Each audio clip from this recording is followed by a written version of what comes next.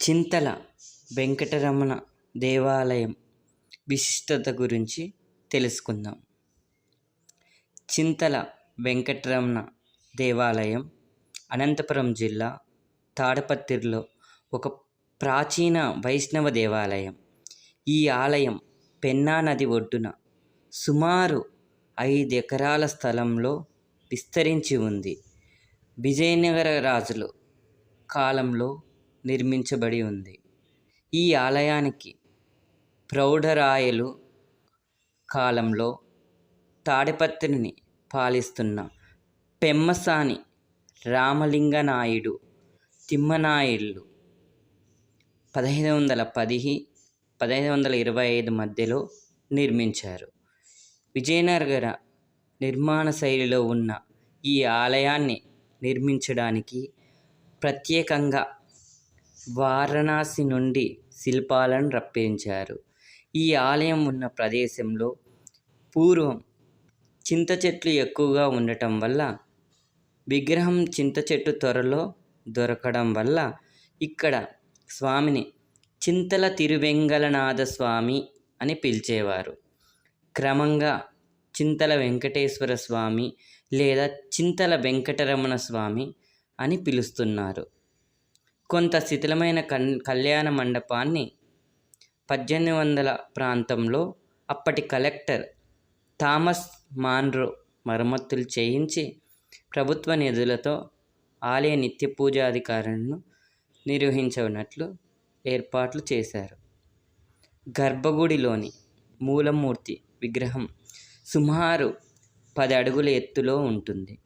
ప్రతి ఏటా ముక్కోటి ఏకాదశి నుంచి ప్రారంభించి వరుసగా 3 రోజుల పాటు సూర్యకిరణాలు స్వామివారి పాదాలను తాకుతాయి.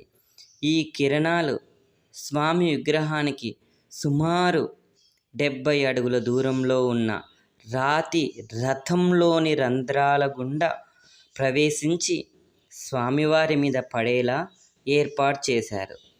దేవాలయ మండపం ఈ రాతి రథం నుంచి ప్రారంభమై 40 స్తంభాలపై నిర్మితమై ఉంది. గోడలపై, స్తంభాలపై రామాయణ మహాభారత గాథలను శిల్పాలుగా చెక్కి ఉన్నారు. ప్రపంచంలోనే అత్యధికంగా హిందూ భక్తులు దర్శించుకుంటున్న దేవాలయం తిరుమల శ్రీ వెంకటేశ్వర స్వామి వారిని కలియుగ ప్రత్యక్ష దైవంగా భక్తులు పూజిస్తుంటారు. అది తిరుమల శ్రీ వెంకటేశ్వరుడైన చిలుకూరిలోని బాలాజీ అయినా ఇతర ప్రదేశాలలోని దేవాలయమైనా కానీ శ్రీ వెంకటేశ్వర స్వామి వారికి కంటూ ఒక ప్రత్యేకత స్థానం ఉంది. ప్రతి దేశంలోనూ శ్రీనివాసునికి మహిమాన్విత దేవాలయాలు ఉన్నాయి. అలా అనంతపురం జిల్లా తాడిపత్రి ప్రాంతంలోని చింతల వెంకటరమణ స్వామి వారి దేవాలయం కూడా ఒకటి.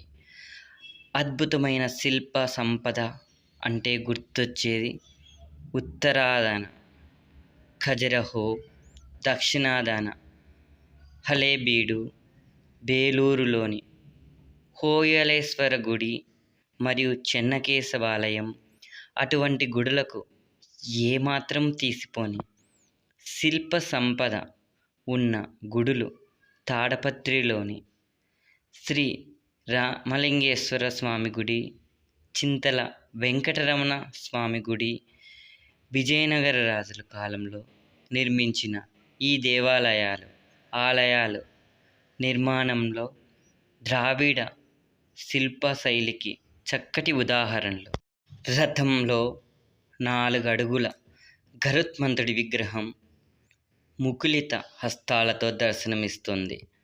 ఆలయం చుట్టూ లోపల అపారమైన శిల్ప సంపద ఉంది.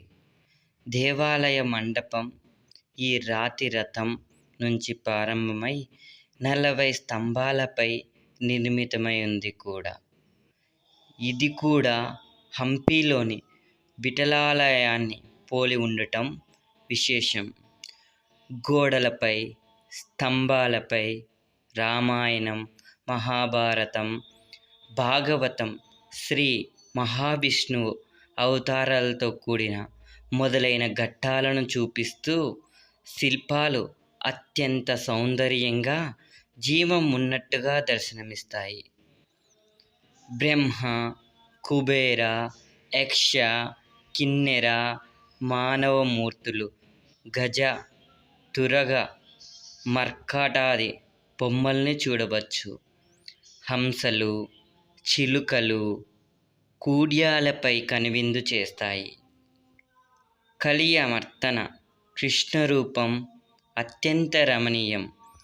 గర్భగుడి గోపురం 8 ముఖాలతో ద్రావిడ పద్ధతిలో నిర్మితమై ఉంది.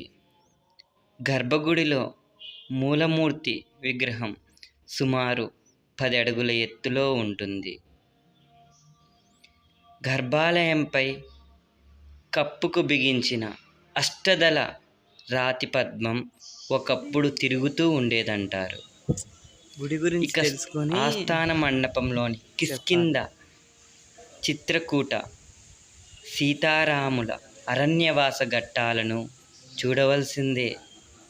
ఆలయ బయట ఎత్తైన రాజగోపురం, దానికి ఎదురుగా ఓ పెద్ద రాతి మండపం మీద శిలాతోరణం ముందుగా మనకు కనిపిస్తాయి. ఆలయ లోపల ధ్వజస్తంభం ఉంది.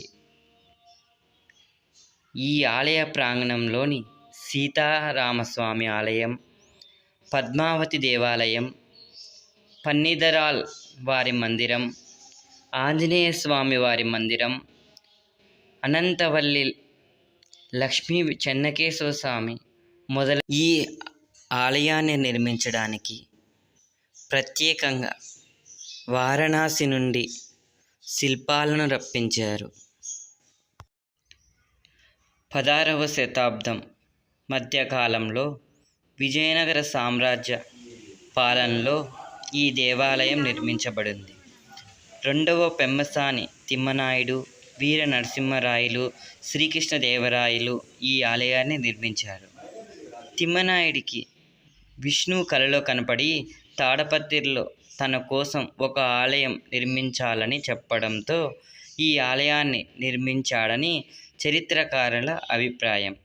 తిమ్మనాయుడు ఈ ఆలయంలో 2 అర్చకులని, ఒక ప్రధాన పూజారిని నియమించాడు.